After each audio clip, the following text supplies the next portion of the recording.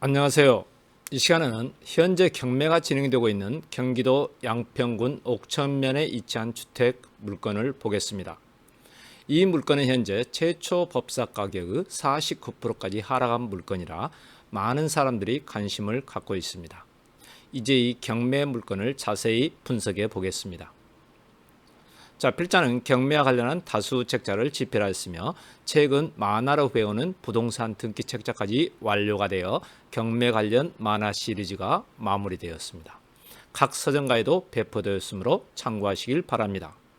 필자는 현재 의정부에서 세영 경매 학원을 운영하면서 강의를 하고 있습니다. 자, 수원지방법원 여주지원 2019 타경 33,079호 물건입니다. 이 경매는 현재 최초 법사 가격의 49%까지 하락이 된 물건입니다. 그런데 이 물건은 일부 맹지이며 농지 취득 자격증명이 필요하다고 나와 있습니다. 이제 이와 관련한 내용을 보기로 하겠습니다.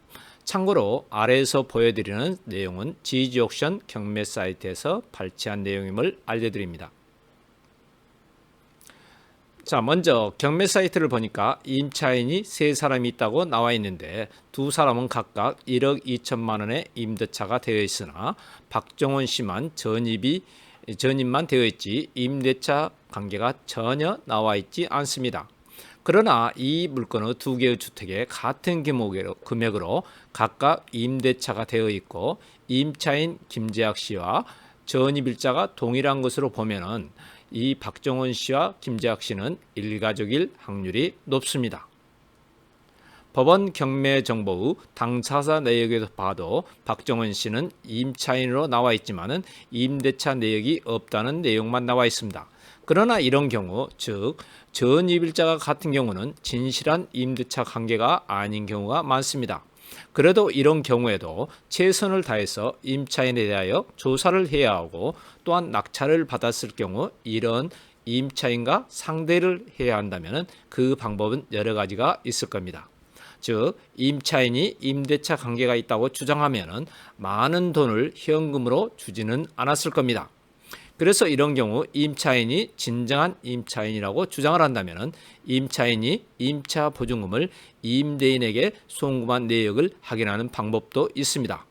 이와 관련해서는 변호사와 의논해야겠지만 자금 출처 조사 등 다양한 방법이 있을 수가 있습니다. 자, 보시다시피 이렇게 두 채의 주택이 있으며 각각의 주택에 임차인이 있습니다. 또한 이 물건은 154-49번지와 154-66번지에 각각의 주택이 존재합니다. 또한 경매 물건을 보면 일부 맹지라고 나와 있는데 만약 이 물건이 각각 즉 개별 경매로 나왔다고 해도 154-49번지에 있는 물건은 전혀 맹지가 아닙니다. 왜냐하면 154-49번지는 이미 건축으로 알려하여 지목이 대지로 바뀌어 있습니다. 그러므로 그림에서 보듯 154-68은 건축법상 도로가 되는 겁니다. 이런 내용은 필자가 집필한 만화로 배우는 맹지 탈출에 자세한 내용이 나와 있습니다. 그러나 이 물건은 일괄 경매로 나와 있으므로 그럴 염려가 전혀 없습니다. 또한 이 물건은 농취증이 필요하다고 했는데 그 이유는 154-67이 답이기 때문입니다. 이런 경우 농취증을 발급을 받아야 하는데 많은 분들이 어렵게 생각하는 것 같습니다. 그러나 이런 경우 농취증을 발급받기 위해서 154-49번지에 거주하면서 텃밭 등으로 이용한다고 하면 농취증을 발급받는 데 큰 문제가 없을 겁니다. 만약 이런 경우 주말 농장 등으로 이용하겠다고 하면 말이 안 될 겁니다. 본인이 바로 앞에서 거주하는데 주말 농장으로 이용하겠다고 하면 오히려 농취증을 발급받는데 어려움을 겪을 수가 있습니다. 그러므로 농취증을 발급받기 위해서는 공무원이 생각해도 그럴 수 있겠구나 생각할 수 있도록 농취증을 신청을 해야 합니다.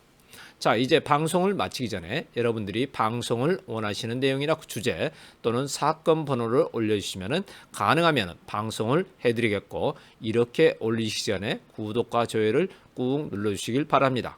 또한 필자가 강의하고 있는 의정부 세영경매학원에 들리실 기회가 된다면 실제 강의를 한번 들어보시는 것도 환영합니다.